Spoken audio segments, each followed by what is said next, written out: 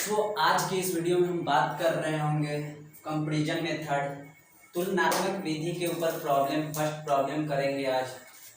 तो प्रॉब्लम क्या है, 2x plus 3y is equal to 19, 3x plus 4y is equal to 26।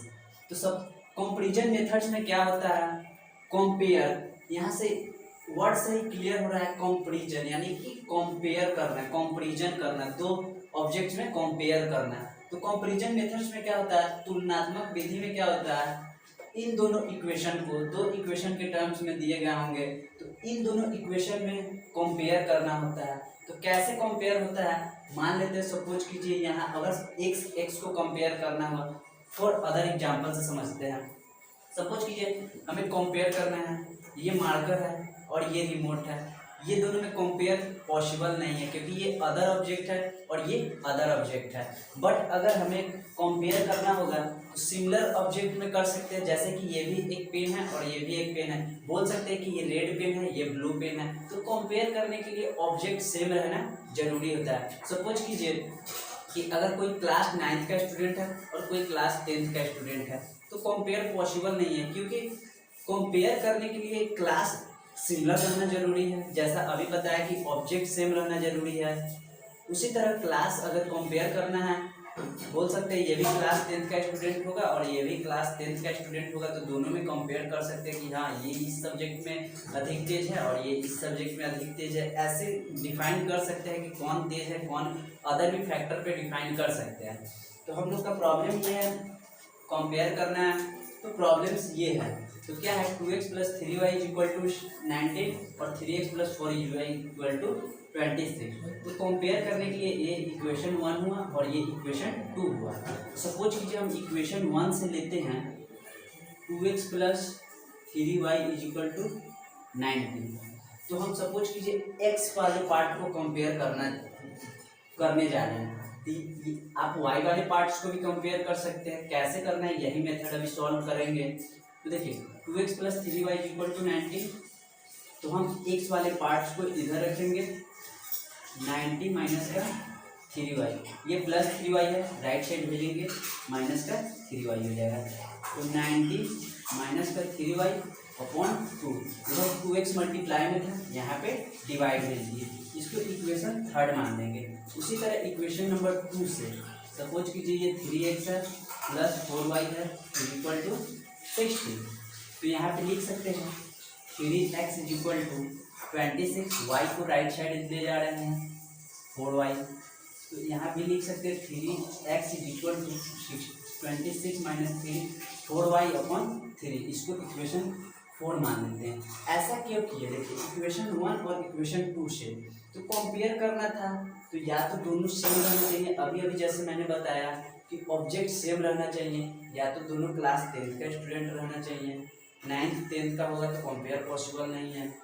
उसी तरह यहाँ 2x है और यहाँ 3x है, तो दोनों डिफरेंट है, इस वजह से कंपेयर नहीं हो सकता है। इसीलिए इसको x वाले टर्म x में लेंगे और इसको भी x में मान लेते हैं। ये भी क्लास 10th का स्टूडेंट है, ये भी क्लास 10th का स्टूडेंट है, तो इसके बीच कंपेयर पॉसिबल है, राइट। तो इसी वजह से आप y वाले टर्म को भी ले सकते हैं, इधर 3y 2y को राइट साइड भेज सकते थे। इसी तरह इक्वेशन 2 में भी। तो ये प्रॉब्लम नंबर 1 है। सेकेंड थर्ड इसी तरह आएंगे। तो देखिए इक्वेशन 3 और इक्वेशन 4 आया, तो यहाँ से x बराबर है तो y को भी राइट साइड लेफ्ट साइड बराबर है तो राइट साइड इक्वल कर देते हैं। 19 माइनस का 3y अपॉन 2, इसी तरह इधर कितना है 26 माइनस का 4y अपॉन का 3 से यहाँ मल्टीप्लाई, 2 से यहाँ मल्टीप्लाई कर देंगे सॉल्व करने के लिए। 19 माइनस का 3y 2 इंटू 26 माइनस का 4y, ये कितना हो जाएगा 57, 3 3 जा 9 इज इक्वल टू 52 8y। तो ये कितना है 52 को लेफ्ट साइड ले लेंगे क्योंकि इधर 57 है, 57 माइनस का 52, इधर प्लस है तो इधर आएगा माइनस हो जाएगा, ओके।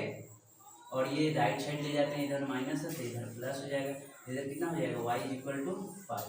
तो y की वैल्यू क्या आ गई 5। इस तरह इस y की वैल्यू को या तो इक्वेशन 3 या तो इक्वेशन 4 में पुट कर देंगे, x की वैल्यू आ जाएगा।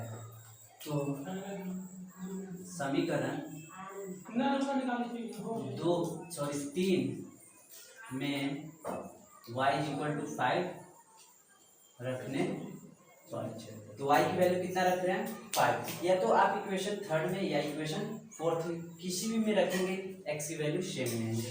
तो मान लेते हैं इक्वेशन थर्ड में रखते हैं, तो x इज इक्वल टू कितना है 90 माइनस का 3y/2, तो 90 माइनस का 3 इंटू वाई की वैल्यू क्या है 5 पुट करना है अपॉन 2, तो ये कितना हो जाएगा 90 माइनस का 50/2, ये क्या हो जाएगा 4/2x, तो x की वैल्यू क्या आ जाएगी 2।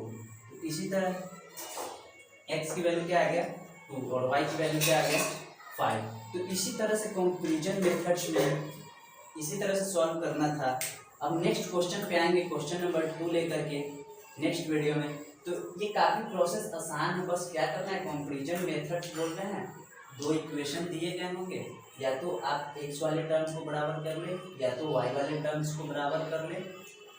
सो सिंपल है, इक्वेशन 1 लेकर के x वाले टर्म्स को बराबर किए, x इधर भी x, क्योंकि दोनों ऑब्जेक्ट सेम रहेंगे तभी कंपेयर करना पॉसिबल है।